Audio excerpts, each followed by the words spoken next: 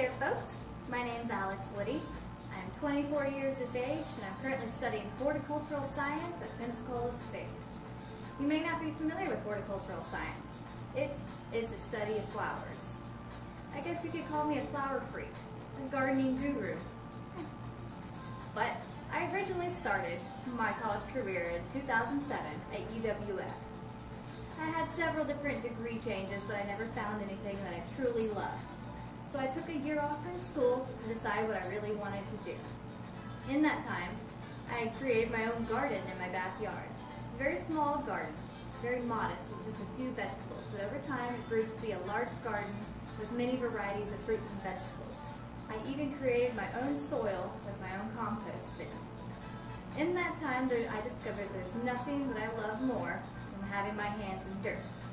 There's not a better feeling than growing and cooking your own food. So, when I decided I wanted to continue on my college career, I realized UWF just wasn't for me. And so I transferred to Pensacola State, where they had an abundance of gardening degrees that I could specialize in. My goal with my gardening career is to own my own farm. Yeah, that's right. I want to work on a farm. I want to grow my own food, cook my own food, and be completely self-sustainable. My hobbies. Let's start with my great true love. Hula hooping.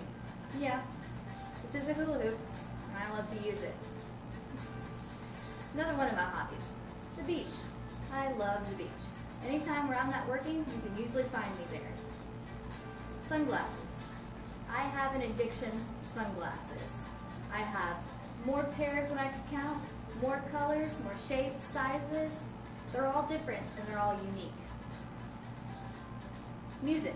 Music is a great love of mine. I love talking about music, I love listening to music, I love traveling for music, and I love discovering new bands. I could talk about music all day. I even drove 26 hours to Denver, Colorado to see my favorite band on New Year's Eve. So not only do I have a full plate with a full college career, a full-time job, yeah, I'm a 9-to-5er, Monday through Friday, I'm also trying to plan a wedding. I'm getting married next year to my high school and college sweetheart of 10 years. I can't wait to get married. So, what comes to your mind when you think money management? Budgeting comes to mind. Learning how to budget is crucial. There wasn't ever a course in high school called Money Management 101. I had to learn how to budget myself. I moved out of my parents' house when I was 18 years old and never looked back. I've been on my own since then, paying my way, being completely self-supporting. Now, learning how to budget is a huge part of growing up. And learning how to budget correctly will save you time, stress, and pain. So, learn how to choose your priorities. Know what must come first, including bills, rent, and food. Then comes your more fun recreational activities such as vacations, concerts, and traveling. The best advice I can give you is save, save, save. Save your money. This is life. Things happen, and they're going to cost money. It's better to have money saved up for those things than be hit with a giant bill you can't pay. And for all the youngins out there still living with mommy and daddy, learn how to budget now before you move out. It'll save you a whole lot of trouble, and you won't get in over your head. Since being on my own for the past 6 years, I've learned how to budget wisely, and I think I've done a good job. So I can tell others, saving is crucial. Know your priorities. Make sure all your bills are paid, and then comes the fun stuff. So I can advise you on what size of hula hoop is right for you. What kind of music I think you'll like. What kind of organic pest control methods will work best for you. However, I can't always give you the best advice on public speaking. Why? It's still a huge fear of mine. I don't like public speaking. It makes me uncomfortable, I get nervous, I stutter, I blush. I'm a wreck. Public speaking's not for me. But with this course, it'll help me get better, and it'll help you too. So, working in the business that I am in now, I'm constantly meeting with customers, going over contracts and discussing options. I've been working here in the family business for over a year now, and I love it. My family owns a roofing business here in town, so I work in the office Monday through Friday, 9 to 5. What I used to do is I used to work in restaurants. For the past 5 years, I have been a server, a busser, an expo, and a hostess, and a bartender. But after a while, you get burned out on the restaurants, and you can't do it forever. But when you're serving tables and bartending, talking to people becomes easier over time, so that has also helped me with my public speaking fear. What also helps with public speaking is talking about a passionate subject. When you talk about something you love, it's easier to talk about, like hula hooping, like music. I could talk forever about that. But yet, give me a subject that I don't know much on, and I blank out. So, talk about something you love. Anybody can love anything, and we should love them for loving it. My fear with public speaking is a fear of sounding stupid. I fear public rejection and sounding like an idiot. Self-doubt. Sometimes I have a lot of self-doubt, and most people do, but it's getting better the more often I speak.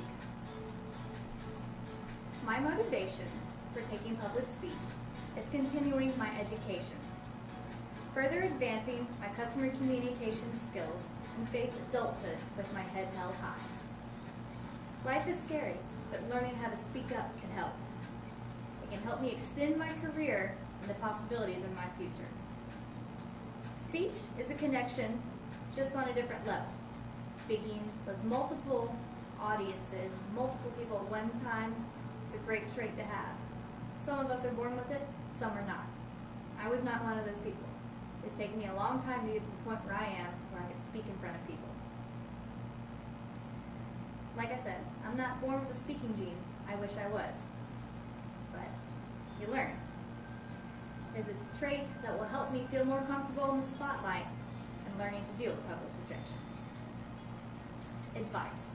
If I could offer anyone any advice, I'd say the best way to prepare for a speech is to practice. Practice, practice, practice. We've all heard that practice makes perfect, and it's true. What also helps is flashcards. They help you make your way through the speech, guide you to all your key points, and make sure you don't miss any important information. Remember to breathe. Always breathe. Take breaks in between your sentences. Give the audience a minute to digest what you've just said. Otherwise, you'll just speak and run on sentences, and eventually you'll run out of breath and have to stop mid-sentence. And then the audience is just confused. So, visual aids. Visual aids help enormously. I've always used PowerPoint presentations with all of my speeches, and now flashcards are helping me with this. It helps the audience get something to look at so they can relate to your topic of choice. Another way to help you with your speech, use a mood lifter. Exercise. Get that blood flowing to your brain. Helps you remember all your key topics, and it puts you in a great mood. Remember, endorphins come from exercise, and endorphins make you happy. You'll feel good about your speech, and even better when you're done.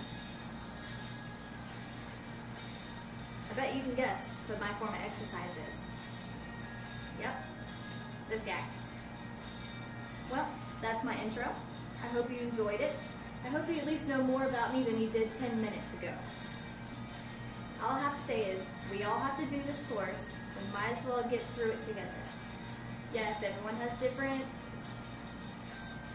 topics, different subjects, different interests, but we all need to embrace that. Respect people and their topics of choice. Respect them for their differences. Appreciate them. Make them feel welcome. If you see someone struggling with this, give them a pat on the back. Tell them, you're doing a great job. Keep it up. That'll give them that boost of self-confidence to help them through it. So, I hope everyone, good luck in this course. We'll see you soon.